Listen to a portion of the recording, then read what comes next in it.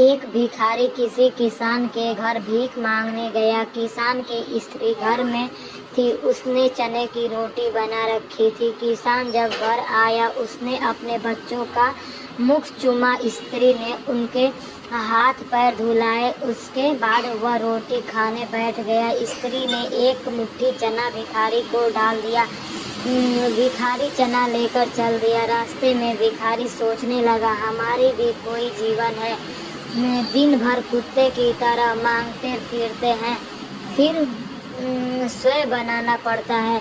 इस किसान को देखो, कैसा सुंदर घर है, घर में स्त्री है, बच्चे हैं, अपना अन्न स्वयं पैदा करता है, बच्चों के साथ प्रेम से भोजन करता है, उसे कभी भी मांगने नहीं जाना पड़ता है। वास्तव में सुखी तो यह किसान है। इधर वह किसान रोटी खाते खाते अपनी स्त्री से कहने लगा, बड़ा बैल बहुत बुढ़ा हो गया है, अब वह किसी तरह काम नहीं देता। यदि कहीं से कुछ रुपए का इंतजाम हो जाए तो इस साल का काम चले। सोच रहा हूँ कि साधु राम महाजन से ब्याज पर रुपए लेकर नया बैल खरीद लाऊं। भोजन करके वह साधु राम महाराजन के पास गया। बहुत देर आरजू मिन्नत करने पर उसने 1 रुपए सैकड़ा के ब्याज पर रुपए देना स्वीकार किया। एक लोहे की तिजोरी में से साधु राम ने एक थैली निकाली और गिन कर रुपए किसान को दे दिए। रुपए लेकर किसान अपने घर को चला। वह रास्ते में सोचने लगा कि हम भी कोई आदमी हैं, घर में 5 रुपए भी नगद नहीं। कितनी आरजू विनती करने पर उसने रुपए दिए हैं। साधु राम कितना धनी है, उसके पास तो सैकड़ों रुपए हैं। वास्तव में सुखी तो यह साधु राम ही है। साधु राम छोटी सी कपड़े की दुकान किया था। वह एक बड़ी दुकान से कपड़े ले आता था और उसे अपनी दुकान पर बेचता था।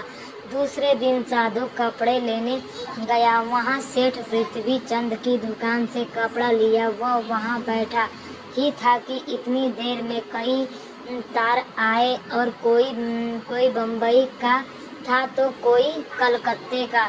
किसी में लिखा था 5 लाख रप मुनाफा हुआ, किसी में 1 लाख का। साधु महाजन यह सब देखता रहा और कपड़ा लेकर वहाँ चला आया। रास्ते में सोचने लगा कि हम भी कोई आदमी हैं।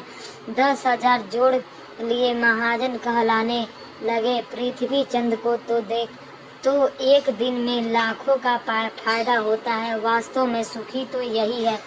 इधर पृथ्वी चंद बैठा ही था कि इतने ही में तार आया कि 5 लाख रुपए का घाटा हुआ। वह घड़ी बड़ी चिंता में था कि नौकर ने कहा कि आज आपकी राय बहादुर सेठ के यहाँ दावत है, आपको जाना है। मोटर तैयार है। पृथ्वी चंद मोटर पर चढ़कर राय बहादुर की कोठी पर चला गया। वहाँ सोने चांदी की कुर्सियाँ पड़ी थी।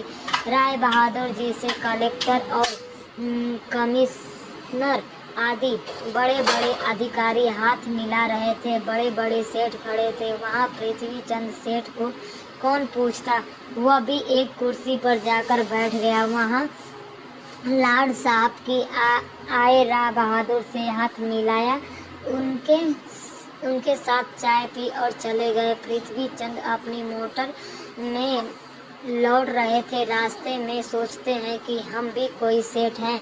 5 लाख के घाटे में ही घबरा गए। राय बहादुर का कैसा ठाठ है कि लाट साहब उनसे हाथ मिलाते हैं। वास्तव में सुखी तो यही है। दोस्तों, कहानी का सार यह है कि वास्तव में सुखी वही है जिसके पास संतोष रूपी धन है। हर हर महादेव।